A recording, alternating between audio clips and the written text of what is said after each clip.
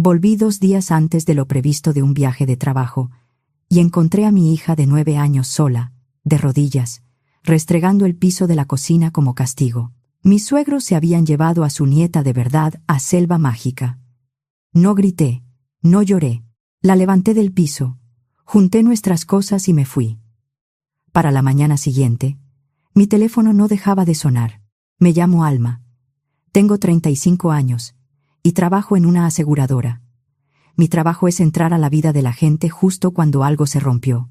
Una casa inundada, un coche destrozado, un negocio dañado por una lluvia fuerte, una familia desesperada porque no sabe si le van a pagar. Yo llego, tomo fotos, lleno formatos, reviso documentos y convierto el desastre en un expediente. En mi trabajo todo tiene que quedar claro, comprobado y por escrito. Durante mucho tiempo intenté vivir así también. Sin gritos, sin escenas. Si había un problema, lo analizaba. Si algo dolía, lo guardaba. Creí que eso alcanzaba, pero en mi casa ya no estaba alcanzando. Tengo una hija. Se llama Isabel. Tiene 9 años. Es dulce, lista y tímida. De esas niñas que al principio hablan bajito y luego te cuentan un mundo entero si sienten confianza. Le encantan los caballitos. Hace animalitos rarísimos con plastilina y les pone nombres como si fueran personajes de una caricatura. En las noches me preguntaba cosas que me dejaban pensando, como por qué los arcoíris no salían en blanco y negro o si la abuela Gloria de verdad era alérgica a ella. Iván, mi esposo en ese entonces, tenía una hija también, Jimena, de 11 años. No era una mala niña, pero estaba acostumbrada a ser el centro. Si no era su papá, su abuela o alguien que traía helado, no te hacía mucho caso. Vivía con nosotros de tiempo completo, porque su mamá se había ido a Tijuana antes de que el divorcio de Iván terminara de arreglarse. Cuando Iván y yo empezamos, yo de verdad quise creer que podíamos formar una familia, que los adultos podían hacer las cosas bien, que los niños se adaptaban, que el cariño, la paciencia y la buena voluntad alcanzaban. Al principio, hasta parecía que sí. Rentábamos un departamento pequeño en Guadalajara por la zona de Arcos. No era lujoso, pero era nuestro. Yo trabajaba, Iván trabajaba, las niñas iban a la escuela, se peleaban por plumones y luego se contentaban viendo caricaturas. No era perfecto, pero era estable, justo lo que yo quería después de mi primer matrimonio. Luego todo empezó a moverse. Iván perdió su empleo. La empresa donde trabajaba hizo recortes y él quedó fuera. Al principio dijo que iba a encontrar algo rápido.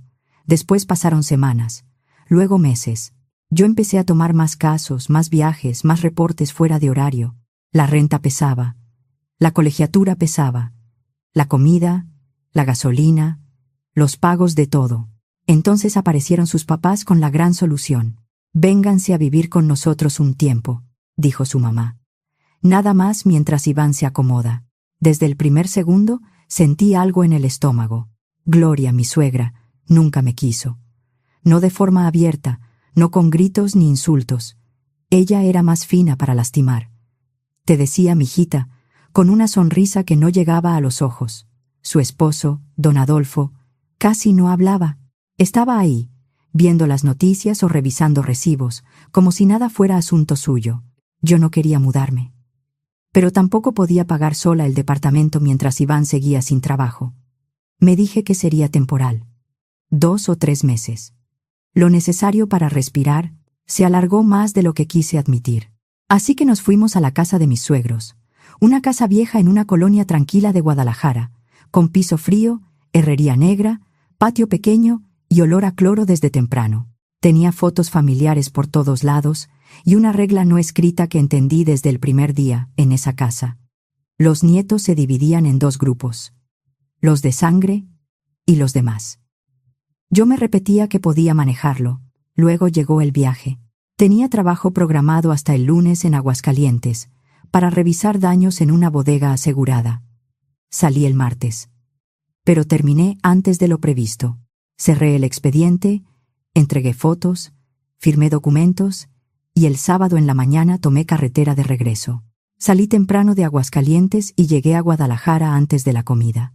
Pensé en sorprender a las niñas, comprar pizza, ver caricaturas, hacer un fuerte con cobijas en la sala. Algo simple, algo nuestro. Cuando entré a la casa, lo primero que noté fue el silencio. No el silencio normal de una casa tranquila. Era raro, pesado, como cuando sabes que algo no está bien antes de verlo. Dejé mi maleta junto a la puerta. «Isabel», llamé. No contestó. Caminé hacia la cocina y ahí estaba. Mi hija, con una playera grande que le llegaba casi a las rodillas, arrodillada en el piso, restregando los azulejos con un trapo mojado. Sola. Con las manos rojas. La cubeta a un lado. El cabello pegado a la cara. 9 años. Mi niña de 9 años. Me miró como si la hubieran cachado haciendo algo malo. «¿Dónde están todos?», le pregunté. Bajó la vista. Fueron al parque. «¿Qué parque?». «A Selva Mágica». No era una vuelta rápida. Se habían ido a pasar el día. Me quedé helada. «¿Y tú?». «Estoy castigada», lo dijo tranquila. Demasiado tranquila. Como si fuera normal. Como si ya supiera que no le tocaba ir. Como si no fuera la primera vez. Me acerqué despacio. «¿Quién te dejó aquí?». «La abuela Gloria dijo que tenía que aprender. Jimena sí se portó bien. Ella sí es su nieta». No grité. No tiré la cubeta. No llamé a nadie para reclamar. No armé una escena. Me agaché frente a Isabel y le quité el trapo de las manos. «Ve por tus zapatos, mi amor». Me miró confundida. «¿Ya terminé?». «No». «Nos vamos». Subí al cuarto. Saqué una maleta. Metí ropa de ella y mía. Agarré actas, pasaportes, documentos de la escuela, tarjetas médicas, todo lo importante. Isabel me seguía por el pasillo sin hablar. Yo tampoco hablaba. Si abría la boca en ese momento, tal vez me quebraba. Antes de irnos, dejé una nota en la barra de la cocina. Dejaron sola a una niña de 9 años como castigo. Se llevaron a su nieta de verdad a divertirse y dejaron a mi hija limpiando el piso. Isabel no vuelve a dormir en esta casa. Nunca. Firmé con mi nombre. Luego tomé a mi hija de la mano y salimos. Nos fuimos a un hotel sencillo, cerca de una avenida donde había una pizzería y una farmacia abierta. Pedí pizza, compré helado de vainilla, prendí la televisión y dejé que Isabel escogiera caricaturas. Se comió 2 rebanadas y medio vaso de refresco. Luego se quedó sentada en la cama, abrazando una almohada, sin saber si relajarse. Yo quería llorar, gritar, volver y decirles todo lo que llevaba meses tragándome. Pero Isabel estaba ahí, chiquita, cansada, esperando saber si esta vez alguien la iba a escoger a ella. Así que me quedé cerca. Esa noche mi teléfono empezó a sonar. Iván. Luego Iván otra vez. Luego mensajes. «¿Dónde están?». Mi mamá dice que hubo un malentendido. «Alma». Contesta. «Esto no es para tanto». Cuando por fin contesté, su voz salió apurada. «Alma, por favor. Ven a la casa. Hay que hablar». «¿Hablar de qué?». Mi mamá se equivocó, pero no fue como lo estás pensando. Yo la encontré sola, Iván. Sola, de rodillas, tallando el piso. Estaban cerca. No pasó nada. Se fueron a Selva Mágica. Silencio. Mi mamá solo quería poner reglas. Solté una risa seca. ¿Reglas? Su idea de poner reglas es dejar a una niña de 9 años sola mientras ustedes se van a comer papas y subirse a juegos. Alma, ya sabes cómo es mi mamá. No. Ya sé cómo eres tú. Porque tú también estabas ahí. No exageres. Esa frase me cerró la garganta. No exageres. Durante meses me había dicho lo mismo con otras palabras. No lo tomes personal. Mi mamá es estricta. No hagas más grande esto. Aguanta tantito. Es temporal. Pero ver a Isabel en ese piso me quitó la venda. Exagerar sería pelear por un vaso sucio, le dije. Esto fue dejar sola a una niña. Y fue cruel. Fue un error. No. Un error es tomar mal una salida en la avenida. Esto fue una decisión. Él siguió hablando. Yo colgué. No llamé a Gloria. No llamé a Adolfo. ¿Para qué? Ya habían dicho todo con sus actos. La verdad es que yo debí darme cuenta antes. No fue un golpe de un día. Fue una gotera constante. Una frase aquí, una mirada allá, una puerta que se cerraba, una silla que no era para Isabel, un postre que sí alcanzaba para una niña pero no para la otra. Cuando nos mudamos a la casa de Iván, yo me repetía que era una mala racha. Iván iba a encontrar trabajo, yo iba a ahorrar. Íbamos a volver a rentar algo propio. Los primeros días Gloria se portó correcta, que no es lo mismo que amable. Espero que estén cómodas, mijita, me dijo al mostrarme el cuarto. Nosotros hacemos lo que podemos. Entiendo que te cueste adaptarte a una familia de verdad. Una familia de verdad. Esa frase se me quedó. Vivir en esa casa era medir cada movimiento. No dejar la taza en cierta mesa. No abrir ventanas después de las 5. No usar la lavadora si Gloria no había terminado. No hacer ruido. No ocupar espacio. Yo trataba de ser educada. Tal vez demasiado. Confundí ser prudente con dejar que me pasaran por encima. Jimena se adaptó rápido. Le dieron su propio cuarto, su repisa en el baño, su silla favorita en el comedor. Gloria le preparaba lo que quería. Si no quería compartir, nadie la obligaba. Isabel empezó compartiendo cuarto con ella. Eso duró 2 semanas. Luego Gloria dijo que Jimena no estaba durmiendo bien y que Isabel se movía mucho. Así que mi hija terminó en un cuarto pequeño junto al patio, donde guardaban cajas y cobijas viejas. Yo lo permití. Esa es una de las partes que más me cuesta decir. Lo permití porque no quería ser la conflictiva. Porque Iván me decía que ya bastante complicado era todo. Porque yo trabajaba demasiado y cuando llegaba a casa solo quería que no hubiera otra pelea. Luego vino el dinero. Una tarde, Iván me dijo que sus papás estaban atrasados con el crédito de la casa. Yo no sabía nada. Resultó que habían reestructurado una deuda y ya no podían cubrir la mensualidad. Gloria tenía una pensión pequeña. Don Adolfo trabajaba 2 días a la semana en una ferretería, más por necesidad que por gusto. Iván no tenía ingresos estables, y la casa donde supuestamente nos estaban haciendo un favor, estaba en riesgo. La única con nómina, buen historial y una cuenta limpia era yo. Al principio fue una ayuda. Luego fue un acuerdo. Después, una obligación disfrazada de familia. Autoricé que la mensualidad saliera de mi cuenta mientras Iván encontraba trabajo.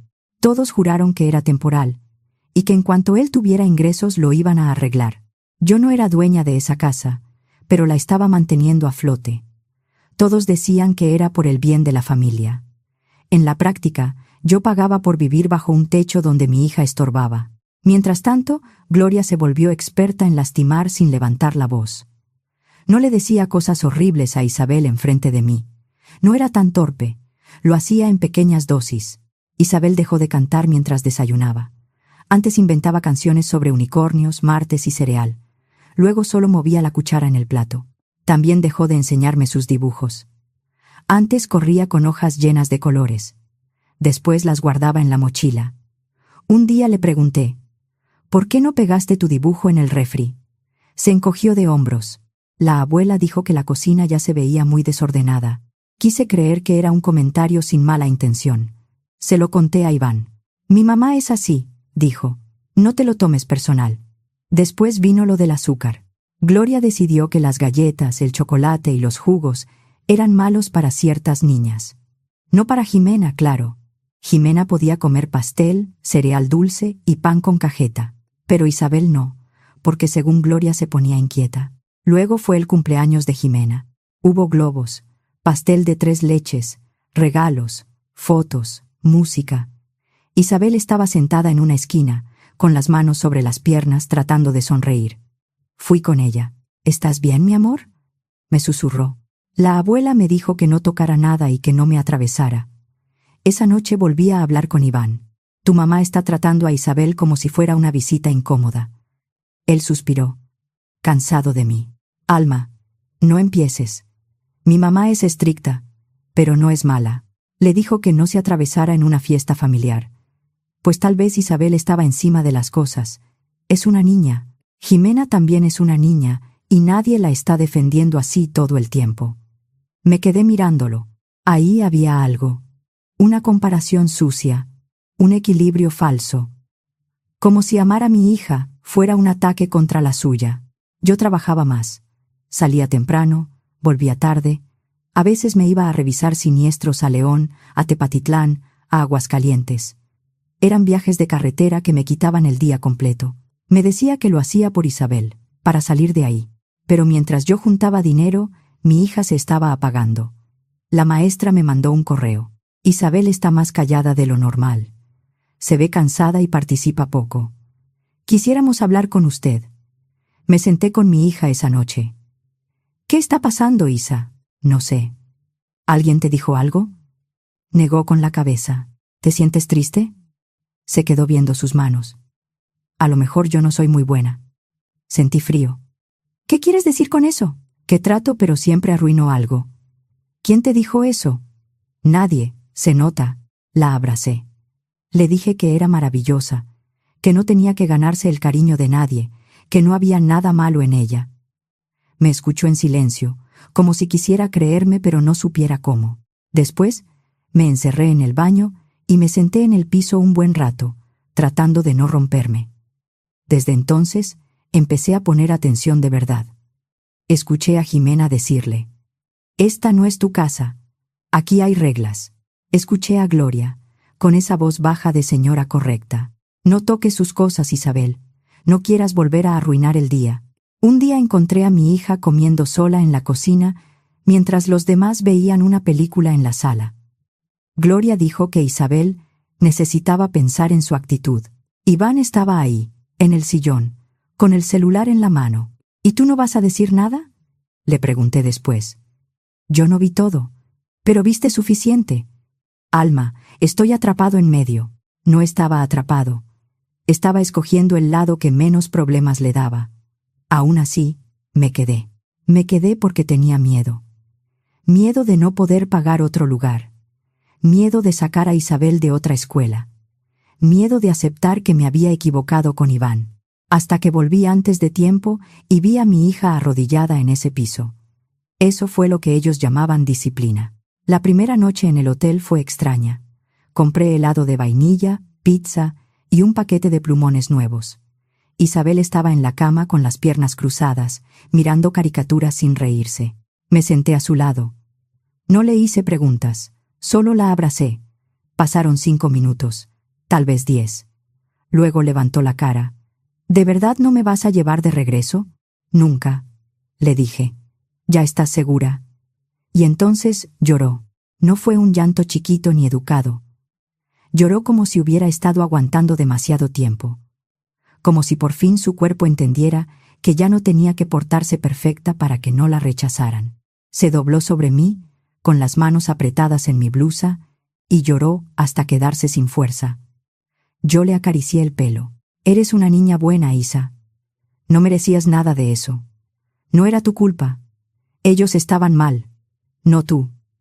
Después, empezó a contarme, no todo de golpe. Primero pedacitos, luego frases completas, luego salió todo. Me dijo que Gloria la llamaba la invitada, que Jimena le decía que no era parte real de la familia, que una vez no le dieron pastel porque, según Gloria, no se había ganado el postre, que en una comida familiar la mandaron al cuarto porque ponía triste el ambiente, que cuando yo viajaba la hacían limpiar cosas pequeñas para aprender a agradecer, que le decían que no me contara porque yo ya tenía demasiados problemas. Me quedé escuchando con el pecho apretado. Quise volver y reclamarles todo. Pero mi hija estaba frente a mí, y ella era mi familia. Nos quedamos otra noche en el hotel. Necesitábamos respirar. Le compré una libreta con caballitos en la portada, plumones y leche con chocolate. Dibujamos en la cama hasta tarde.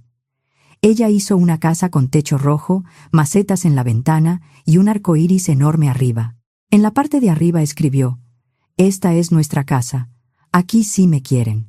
Tuve que voltear la cara para que no me viera llorar. Solo cuando vi que podía dormir tranquila, empecé a hacer lo que debía haber hecho meses antes. Entré a la aplicación del banco y cancelé la domiciliación que salía de mi cuenta. Después, le mandé mensaje a mi abogado. Le expliqué que quería protegerme, dejar constancia de lo que había pasado y revisar cómo dejar de cargar pagos que no me correspondían. Me pidió documentos. Se los envié esa misma noche. Al día siguiente fuimos a levantar un reporte. No fui gritando. No fui a pedir que se llevaran a nadie. Fui a dejar por escrito que mi hija de 9 años había sido dejada sola en una casa como castigo y que había señales de maltrato emocional. Me hicieron preguntas.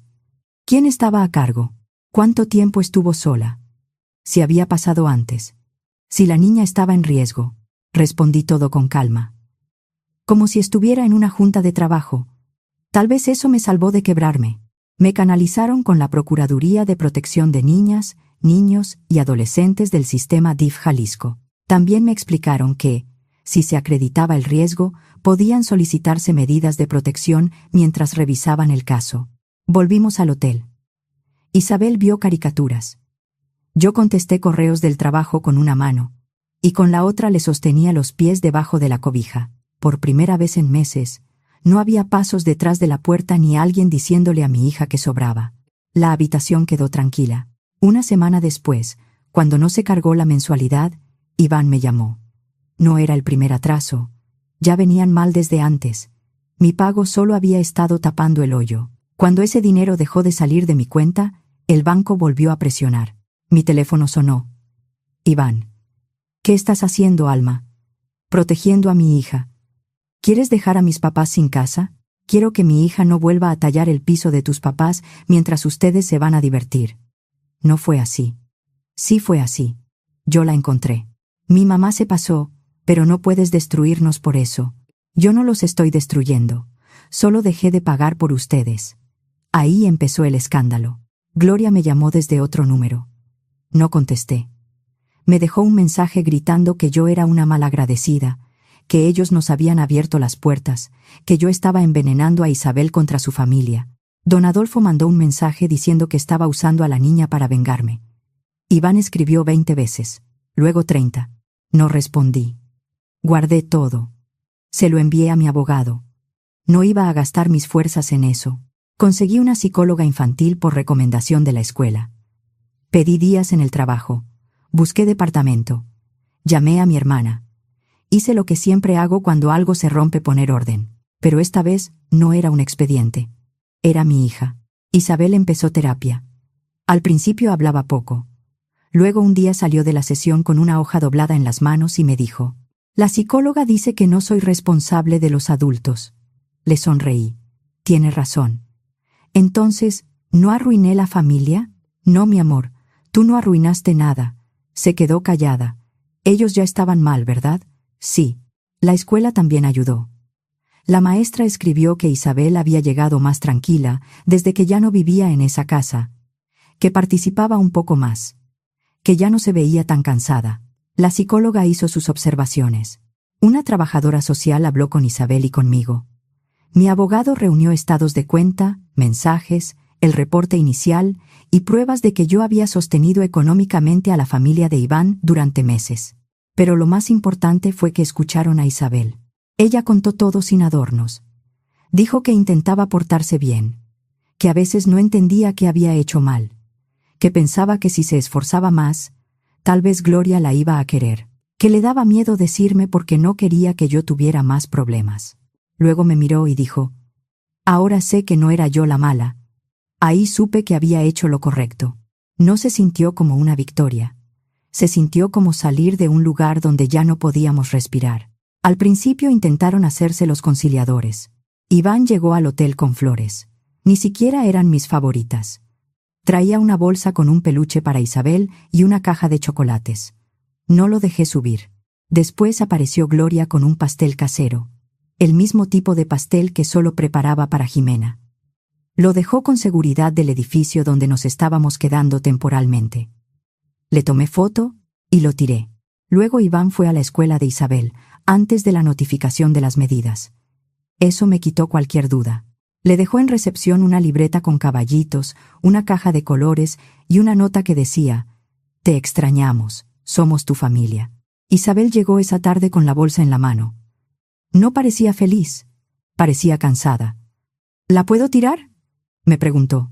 «Claro», la tiramos juntas. Al día siguiente avisé en dirección que no recibieran nada para Isabel sin llamarme primero. Después, Iván empezó a esperarnos afuera de la escuela. Decía que necesitábamos hablar, que él no sabía todo, que su mamá se había pasado, que estaba deprimido, que había perdido el control, y que extrañaba lo que éramos, que todavía nos amaba. Lo escuché una vez, solo una, porque no vino a hablar conmigo, vino a buscar a Isabel. Intentó abrazarla. Ella se hizo para atrás. Mi niña, perdóname, le dijo. ¿Te acuerdas cuando fuimos al lago de Chapala y te reíste mucho? Éramos felices. Isabel lo miró directo. Tú estabas ahí cuando se reían de mí. Iván se quedó sin palabras. Yo también. Esa frase no salió de una niña que quería lastimar. Salió de una niña que por fin entendió quién la había dejado sola. Después de eso, le dije a Iván que no podía acercarse a Isabel sin autorización. Ya estaba en trámite una medida de protección provisional. También le expliqué que cualquier contacto, mensaje o visita quedaría documentado. Alma, por favor, dijo, no me hagas esto. No te estoy haciendo nada a ti. Estoy dejando de hacérselo a ella. Intentó levantar la voz. Cerré la puerta. Cuando entendieron que yo no iba a volver, que no iba a retirar el reporte y que no iba a salvar la mensualidad de la casa, cambiaron de estrategia. Gloria presentó una queja contra mí. Dijo que yo era inestable, que trabajaba demasiado, que descuidaba a Isabel, que me la había llevado por coraje, que la niña se veía nerviosa conmigo, que ellos la habían tratado como una más de la familia, y que ahora yo los estaba castigando. Esa frase me dio más rabia que cualquier otra. Como una más. No, la habían tratado como una menos. Cuando me llamaron para hablar de la queja, yo ya estaba lista. Llevé el reporte inicial, la carta de la escuela, las notas de la psicóloga, los mensajes de Iván, las llamadas de Gloria, los comprobantes de pago del crédito, todo. No fui a pelear, fui a demostrar. La trabajadora social visitó la casa de Gloria y Adolfo. Gloria la recibió con su mejor cara de víctima. Dijo que Isabel era difícil, que yo viajaba mucho, que ella solo trataba de poner reglas, que en una casa decente todos ayudan, que yo siempre había sido sensible y rencorosa, que Iván estaba sufriendo mucho. Don Adolfo casi no habló. Iván intentó cargar con parte de la culpa. Yo no estaba bien, dijo. Estaba bajo mucha presión, pero cuando le preguntaron quién decidió dejar a Isabel sola y si él sabía que se habían ido sin ella, se quedó callado. Esa fue su respuesta. El caso siguió abierto. Revisaron también las condiciones de Jimena, porque si en esa casa una niña era tratada así por no ser de sangre, había que saber qué otras cosas estaban pasando. A Iván le advirtieron que si continuaba hostigando o usando a las niñas para presionar, podía meterse en un problema serio de custodia. Entonces, las llamadas cambiaron. Ya no eran súplicas, eran reclamos. «Destruiste a esta familia», decía Gloria en un mensaje de voz. Iván escribió, «Pudiste haberlo arreglado hablando. Siempre te gustó hacerte la víctima». No contesté. Todo iba directo a mi abogado. Luego llegó otro aviso fuerte del banco, otro atraso. Si no regularizaban, el crédito pasaría a cobranza formal y posible remate. Ahí sí se desesperaron. Gloria me llamó llorando. Don Adolfo me mandó mensajes larguísimos. Iván tocó la puerta del departamento que yo ya había rentado, una noche, casi a las 10. Isabel se asustó al oír los golpes. Me asomé por la mirilla y vi a Iván con los ojos rojos. «No abras», dijo Isabel desde el pasillo. «No voy a abrir». Él siguió tocando. «Alma, sé que estás ahí. Podemos arreglarlo. Todavía somos una familia». Tomé el celular y grabé. Luego hablé a seguridad del edificio. Cuando se fue, Isabel seguía parada junto a la puerta de su cuarto. ¿Va a volver? No, si puedo evitarlo. ¿Y si se enoja más? Me agaché frente a ella. Escúchame bien. Ya no tienes que calmar a los adultos para estar segura. Esa no es tu responsabilidad. Me abrazó fuerte. La última llamada de Iván fue la más triste. Puedes detener esto, me dijo. Puedes hacer el pago y ya. Mis papás no tienen a dónde ir. Jimena está sufriendo. Yo estoy sufriendo. ¿De verdad no te importa? Me importa, Isabel. ¿Y nosotros? Ustedes tuvieron meses para cuidarla. Silencio. Alma, por favor. Somos familia. No, ya no. Y no destruí la casa, Iván. Solo dejé de pagar por una familia que estaba rompiendo a mi hija. Colgué. Ha pasado casi un año. La casa de Gloria y Adolfo se perdió. No fue de un día para otro, pero sin mis pagos ya no pudieron sostenerla. No estuve investigando. No los seguí en redes. No necesitaba verlos caer. Un día, buscando departamentos para una compañera, apareció el anuncio de la propiedad en una página inmobiliaria. La misma fachada, la misma herrería negra, las mismas ventanas donde tantas veces vi a Isabel mirando hacia afuera sin decir nada. Propiedad en remate. Se vende en las condiciones actuales. Me quedé viendo la pantalla unos segundos. No sentí alegría. Tampoco culpa. Sentí algo más simple alivio. Gloria y Adolfo ahora rentan una casa pequeña por las afueras. Dicen que es temporal. Iván vive con ellos. También temporal, según él. Jimena sigue con ellos. Pero ahora tiene seguimiento de trabajo social y la escuela está más pendiente. No sé mucho más. No pregunto. La queja contra mí se cerró. No encontraron nada. Al contrario, los reportes confirmaron que Isabel mejoró al salir de esa casa. La investigación dejó advertencias claras para Iván y su familia. Si vuelven a acercarse o a intentar manipularla, ya no será una llamada de atención. Nosotras vivimos en un departamento pequeño. No tiene patio grande ni comedor pesado.